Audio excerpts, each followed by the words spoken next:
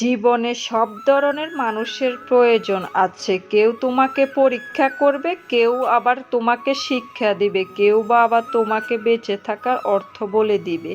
এই তো গতকালকে বেকার বাবা যেহেতু কয়েকদিনের জন্য আমাদের বাড়িতে গিয়েছে, ওনাদের গ্রামের বাড়ি আর আমাদের গ্রামের বাড়ি কিন্তু একই জায়গা, একই জেলা আর কি। আর আমাদের বাড়িতে গিয়েছে আর আমার মা কী কী দিয়েছে এগুলো একটু শেয়ার করব।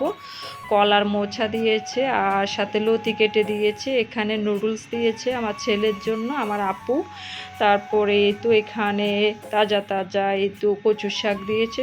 শাকগুলো একটু এই তো কীরকম জানি হয়ে গেছে, যেহেতু গতকালকের এটা কিন্তু ভিডিওটা করতেছি কিন্তু আমি আজকে। আর এই তো এখানে খাসির মাংস দিয়েছে, আমার ভাইয়ের ছেলের আকিকা দিয়েছে, ওই খাসির মাংস দিয়েছে। আবার খাসির মাংস দিয়ে এখানে বিরিয়ানি রান্না করে দিয়েছে আমার মা 3 বাটিতে, এখানে বিরিয়ানি। আর এখানে অনেক রকমের মাছ দিয়েছে। মাছগুলো এই তো পলিথিনে, যেহেতু আমি শেয়ার করতে পারতেছি না। এই তো এখানে ছোট মাছ আবার অনেক অনেক রকমের মাছ দিয়েছে। আর এখানে এই তো তালের এই তো এটা কি জানি নাম, আমি জানি না, এটা দিয়েছে। এটা আমার খেতে খুবই ভালো লাগে, কার কার পছন্দ বলে যাবেন। আর এদিকে ছোট মাছ দিয়েছে, এগুলো একটু চচ্চড়ি করব। হাই এভরিওয়ান, আমি আরও সেতু ব্লগ থেকে সেতু। আসসালামু আলাইকুম, সবাই কেমন আছেন? আলহামদুলিল্লাহ আমরা সবাই অনেক অনেক বেশি ভালো আছি। আশা করছি আজকে ছোট্ট ব্লগটিও সবার কাছে ভালো লাগবে। এই তো এদিকে ছোট মাছটা আমি ভালোভাবে ধুয়ে নিয়েছি, ধুয়ে একটা এই তো ফ্রাই প্যানে আমি রান্নাটা করে নিব চচ্চড়ি।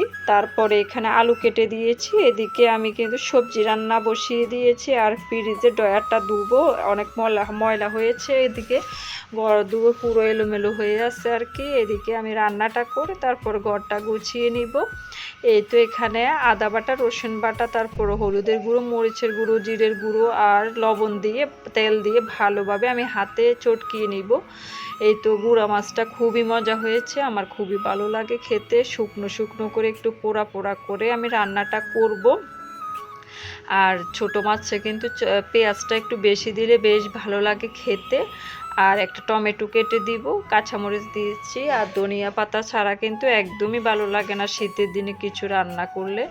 এই তো এখানে আমি একটু হাতটা ধুয়ে একটু পানি দিয়ে দিলাম, দিয়ে এখন রান্নাটা বসিয়ে দিব। এর মধ্যে কিন্তু আমাদের রান্না করে খাওয়া দাওয়া শেষ। এদিকে আমি বাবুকে অন্য রুমে শুয়েছিল, ডাইনিংয়ের সাথে রুমটার মধ্যে শুয়ে দিয়ে আমরা সবাই খেয়ে নিয়েছি ডাইনিংয়ে বসে।